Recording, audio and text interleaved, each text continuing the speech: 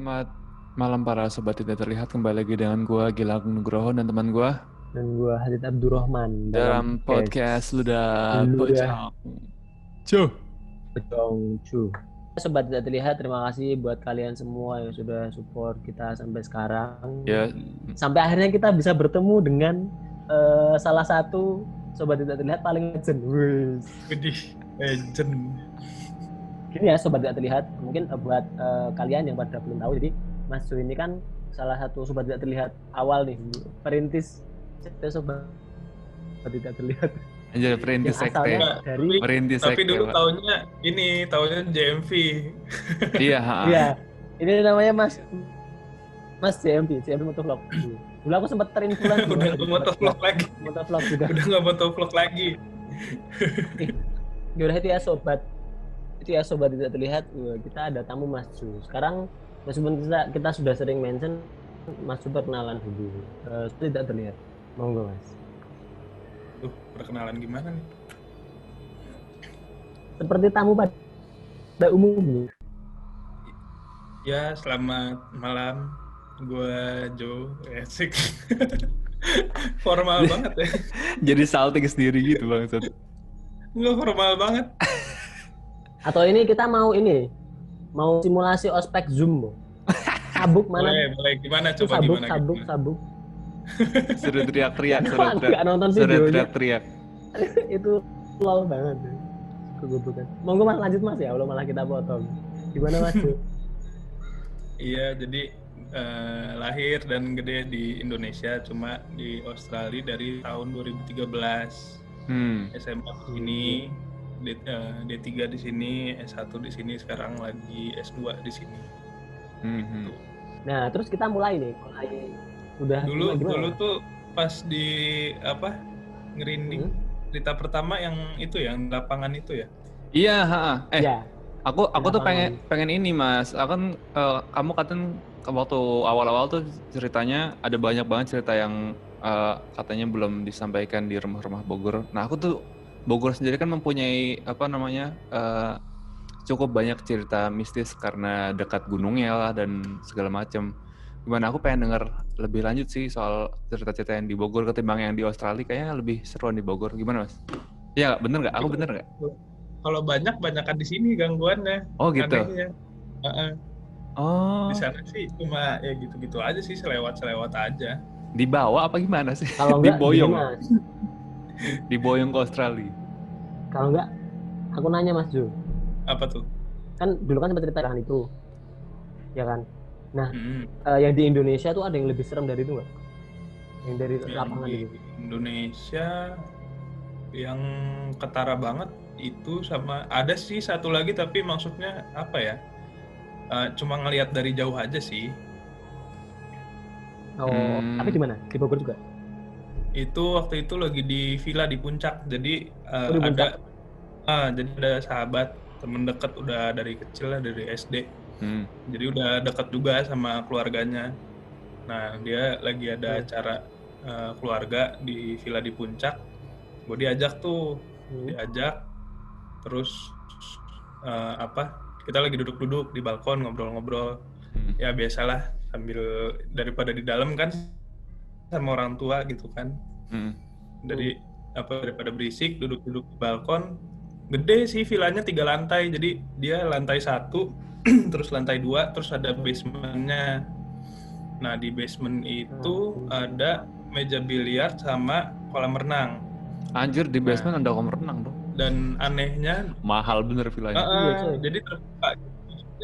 Kalau dilihat dari luar itu lantai 1 ya, itu dilihat dari luar itu kan lantai 1, tapi sebenarnya lantai 2 gitu. Jadi benar Mas. Jadi karena itu kan dataran 3, jadi konturnya kayak gitu. Iya, jadi iya enggak? Dilihat dari depan itu lantai 1, tapi sebenarnya kalau dilihat dari struktur bangunan itu lantai 2, jadi di bawahnya masih ada lagi. Lantai 2. Iya, paham. Nah, namanya di Puncak kan banyak sawah-sawah, banyak pohon-pohon sama pohon teh ya, kebun teh. sama Terus di antara sawah-sawah luas seperti itu, villa itu tuh satu-satunya di situ. Oh, Lupa deh. wah anjir Tempat. gila. Wadaw bener Dan tempatnya. temboknya tinggi, atasnya tuh yang kawat-kawat yang duri-duri gitulah. Jadi di belakang tuh kalau dari di balkon lantai 3 lah ya, paling atasnya. Itu kelihatan keluar ke belakang sawah-sawah gitu. Nah itu malam, dan di temboknya itu ada lampu, jadi kelihatan sawahnya, sekitar sawahannya itu kelihatan sedikit. Lagi ngobrol-ngobrol, terus ngelihat keluar ke arah sawah itu banyak pohon pisang. Nah anehnya dari sekian banyak pohon, ini ada satu pohon yang ya pohon pisang kan daunnya nggak cuma satu ya, ada 3, ada 4. Iya. Satu daun gerak sendiri, yang lain tuh diem, bener-bener diem gitu loh. Iya. Maksudnya kalau dipikir ngapain juga kalau ada orang iseng tengah malam ke kebun narik-narikin daun, kan kurang kerjaan juga ya. Iya. Satu daun gerak-gerak gini sendiri, ngapain gitu kan, ini apaan. Nah itu aja sih sama yang di taman yang dicerita waktu itu. Kalau biasanya horor-horor lainnya gimana, Mas? cerita dari orang sih dan dari nyokap, paling bukan gue sendiri yang ngalamin gitu. Kalau dari teman-teman nyokap gimana nih? Aku pengen nanya dong, kamu pernah apa sih dari nyokap atau teman-teman? Iya. Kenapa pengen nanya apa? Aku pengen nanya ini, men. Mas Jo, kamu pernah dengar cerita dari orang sana langsung nggak sih? Kayak apa mereka apa lingkunganmu skeptis sama hal-hal kayak gitu? Enggak sih, nggak pernah. Orang bule kan nggak terlalu percaya sama yang gitu-gitu. Tapi kan ada beberapa sih yang percaya, tapi mungkin lingkungannya aja. Jarang banget.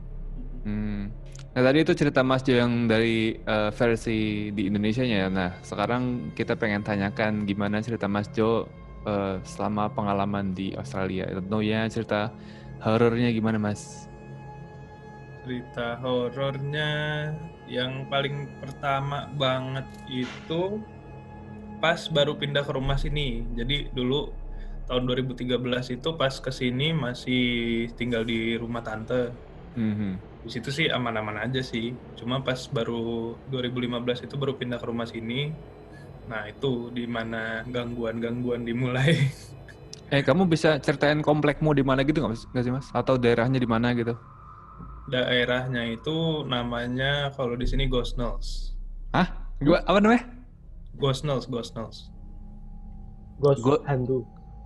Enggak, Ghost Knolls. Tulisin deh. Anjir dari dari dengernya aja udah ada hantu-hantunya itu. Ghost Knolls. Kan ada ini. Senada dengan ghost memang sudah takdirnya, Mas.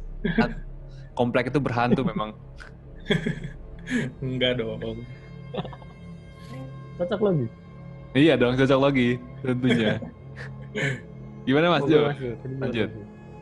Jadi kalau dari awalnya banget, setahu gue sih rumah ini dibangunnya itu tahun 1970. Wajar. Itu jadi bangunan lama memang kalau luarnya, tapi udah balik di renov, makanya nggak kayak rumah tua gitu sih. Nah, yang pas pertama itu jadi pas pindah ke rumah ini kan ya namanya baru pindahan, belum banyak furniture gitu. Nah waktu itu yang fokus di renov itu kan baru kamar-kamar aja karena ya buat tidur gitu kan. Jadi ada waktu itu baru beli kursi buat belajar. Jadi kursi yang lama ditaruh di ruang tamu, dan ruang tamu itu jadi benar-benar masih kosong, cuma ada satu kursi itu aja gitu, ditaruh di pojokan karena udah rusak, biar nggak ada yang dudukin, takutnya jatuh kan, bahaya. Nah waktu itu lagi ngobrol sama bokap, lupa ngobrolin apalah pokoknya. Nah dari situ, itu padahal siang-siang sih, sekitar jam 1-an mungkin ya. Nah jadi abis ngobrol sama bokap, kamar bokap itu kan depan-depanan sama ruang tamu. Dari situ gue keluar, entah kenapa pengen duduk di kursi yang sebenarnya udah rusak itu. Sebenarnya duduk di situ, ngebelakangin tembok, tapi masih sambil ngobrol sama bokap. Oke. udahannya ya pertama ya entah itu perasaan gue aja atau ngerasanya sih kayak ada yang berdiri di belakang. Gimana ya, kayak misalnya kita lagi duduk di ruangan sendirian, tiba-tiba ada orang masuk dari belakang kita, kan kerasa ada orang datang gitu kan, walaupun kita nggak ngeliat ya, kayak gitu rasanya. Begitu, itu yang paling pertama. Lanjut. Cerita selanjutnya gimana, Mas?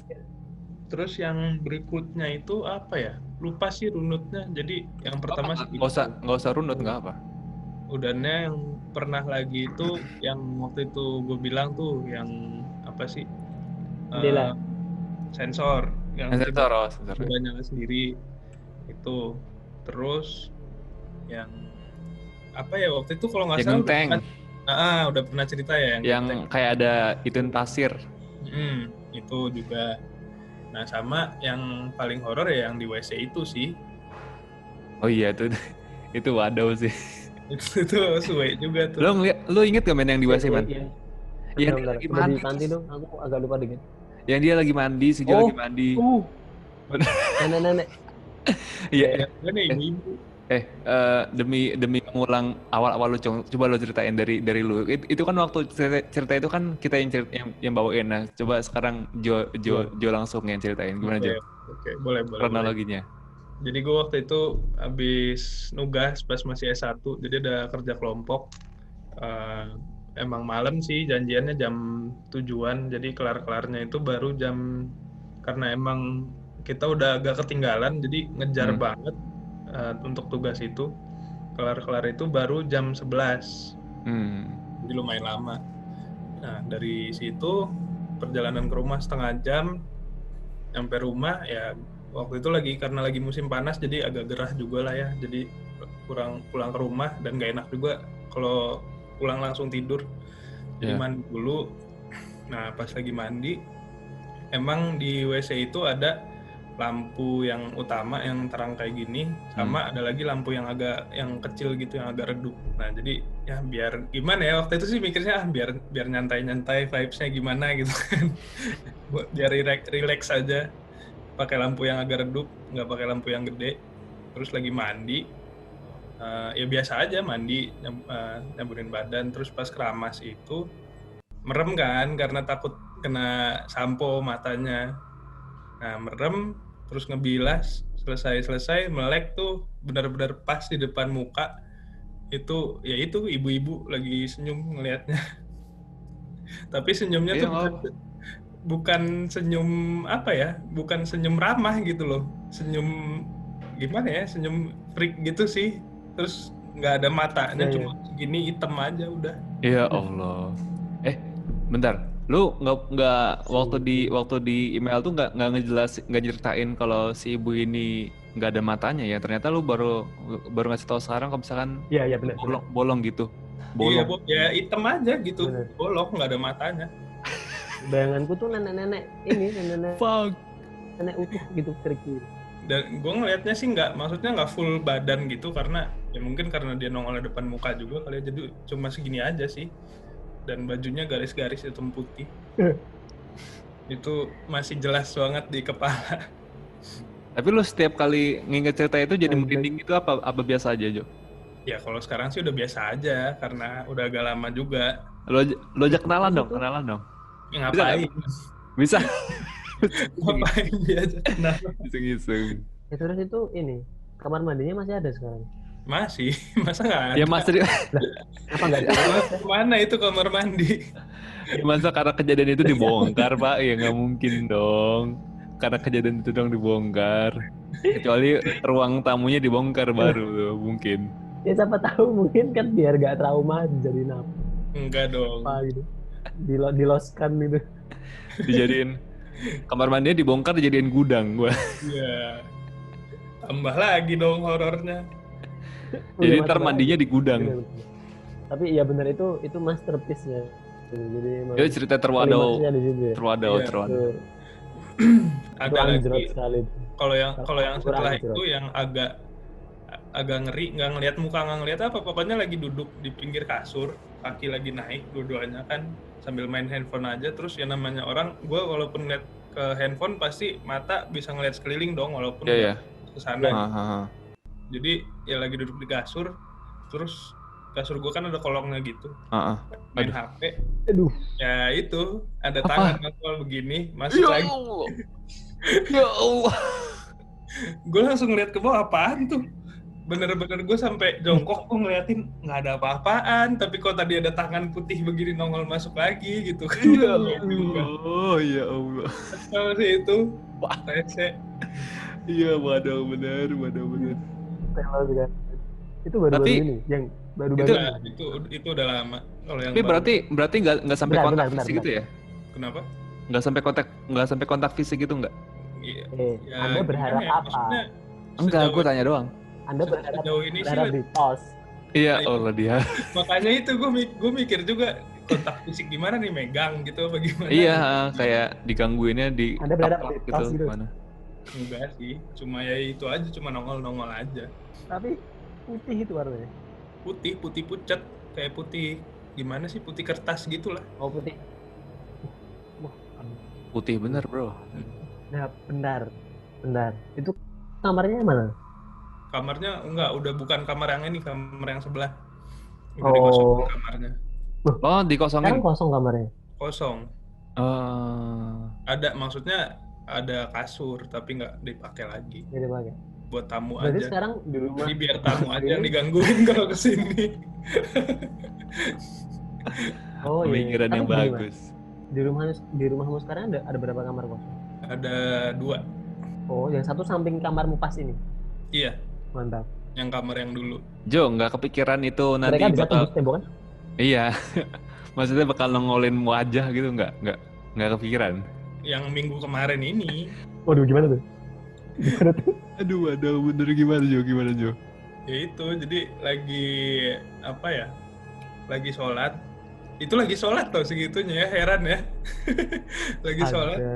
Ada yang gue sih ngerasanya awalnya baru ya kayak yang cerita di ruang tamu itu, awalnya cuma ngerasa ada yang berdiri aja di belakang.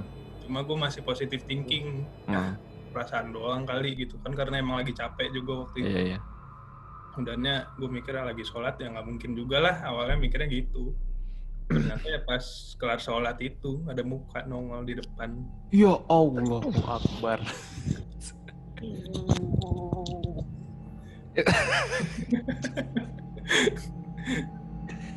Jo, bentar.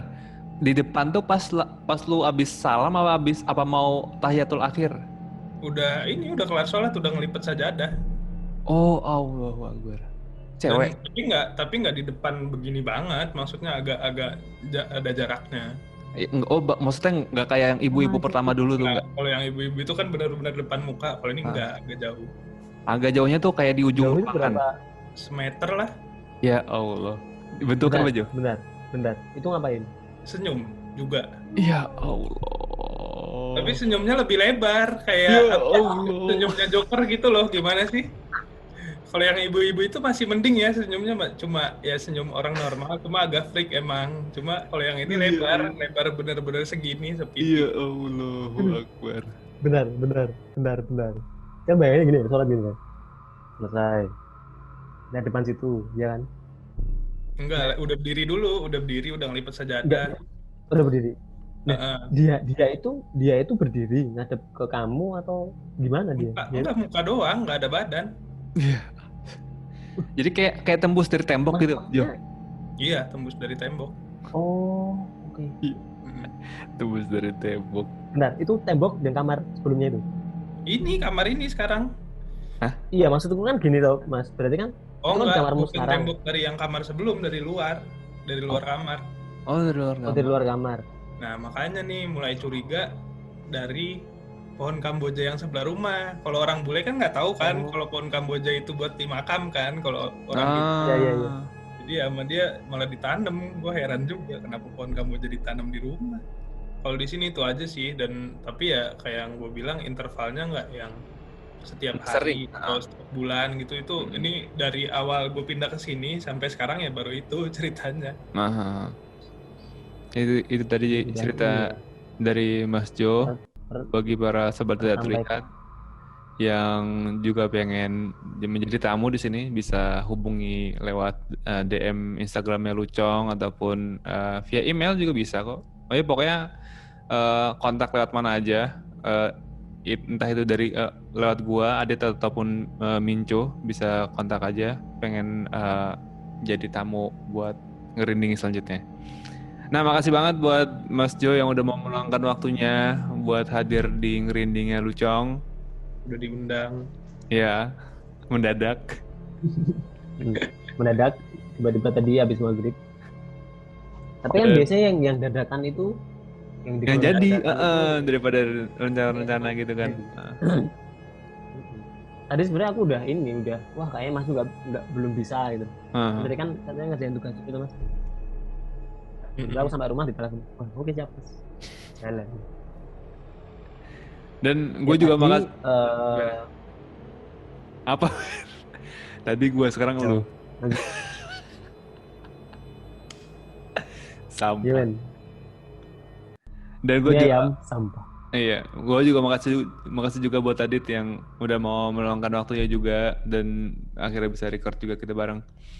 Dan juga makasih tentunya buat para pendengar Sobat Tidak Terlihat yang masih mendengarkan kita, masih mendukung kita, mensupport kita dengan mengikuti dan mendengar kita di Spotify ataupun platform podcast lainnya.